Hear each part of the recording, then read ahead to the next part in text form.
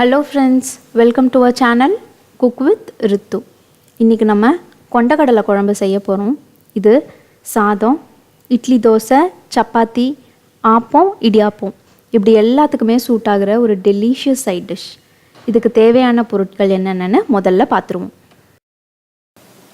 1 cup கொண்டக்கடலை எடுத்திருக்கோம். கருப்பு கொண்டக்கடலை தான் இந்த சைட் டிஷ்க்கு நல்ல டேஸ்ட் கொடுக்கும், ஹெல்த்தியும் கூட.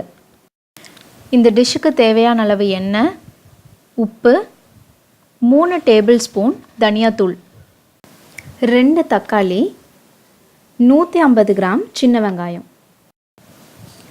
பூண்டு 10 பல், கருவேப்பிலை கொஞ்சம், மல்லி இலை கொஞ்சம் நறுக்கி வச்சுருக்கோம், 5லிருந்து 6 சிவப்பு மிளகாய்,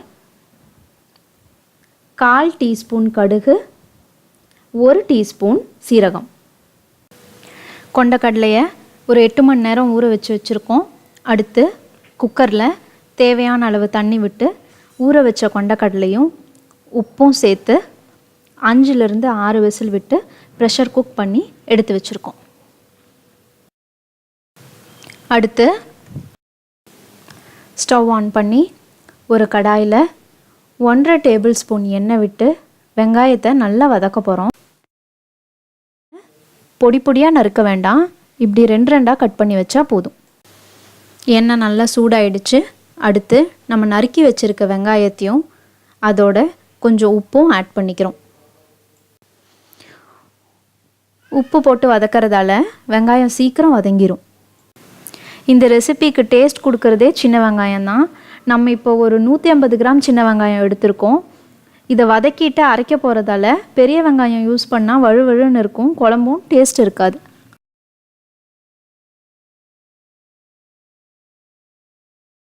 வெங்காயம் ஓரளவுக்கு வதங்கிடுச்சு.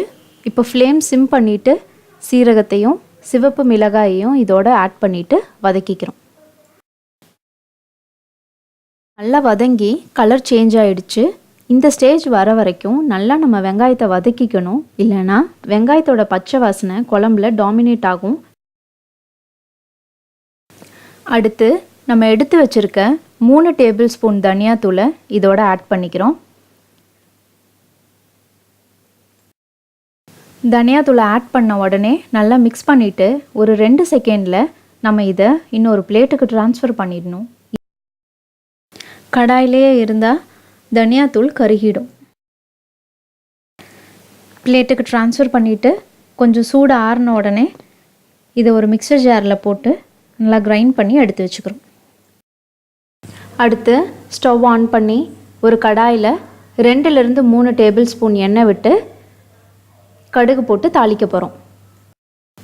கடுகு பொரிஞ்சிருச்சு. அடுத்து கருவேப்பிலை, நம்ம நறுக்கி வச்சுருக்க 2 தக்காளி, கொஞ்சம் மஞ்சத்தூள் எல்லாம் சேர்த்து தக்காளியை நல்லா வதக்கிக்கிறோம்.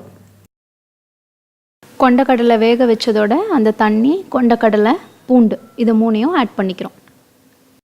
அடுத்து நம்ம அரைச்சி வச்சுருக்க மசாலாவையும் இதோட ஆட் பண்ணிக்கிறோம். மசாலாவோட பச்சை வாசனை போகிறதுக்கு 10 நிமிஷம் நம்ம இதை கொதிக்க விடணும்.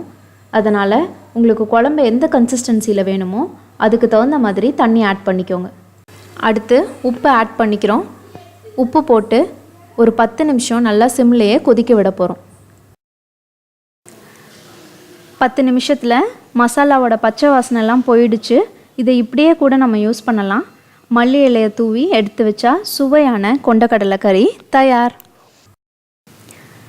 நீங்கள் விருப்பப்பட்டால் இந்த மசாலாவோட பச்சை வாசனை போன உடனே 2லிருந்து 3 டேபிள் ஸ்பூன் தேங்காய் துருவலோட கொஞ்சம் தண்ணி விட்டு நல்லா அரைச்சி இந்த மசாலாவோட சேர்த்து ஒரு கொதி வரும்போது ஸ்டவ் ஆஃப் பண்ணிடலாம். மல்லி இலை தூவி இறக்கி வச்சா சுவையான கொண்டக்கடலை குழம்பு தயார். இந்த டேஸ்டியான ரெசிபியை கண்டிப்பாக ட்ரை பண்ணி பாருங்கள். சின்ன வெங்காயத்தில் நிறையா ஹெல்த் பெனிஃபிட்ஸ் இருக்குது, அதனால் ஹெல்த்தியும் கூட. இந்த வீடியோவை லைக் பண்ணுங்கள், ஷேர் பண்ணுங்கள், கமெண்ட் பண்ணுங்கள். மறக்காமல் எங்கள் சேனலை சப்ஸ்கிரைப் பண்ணுங்கள். தேங்க்யூ.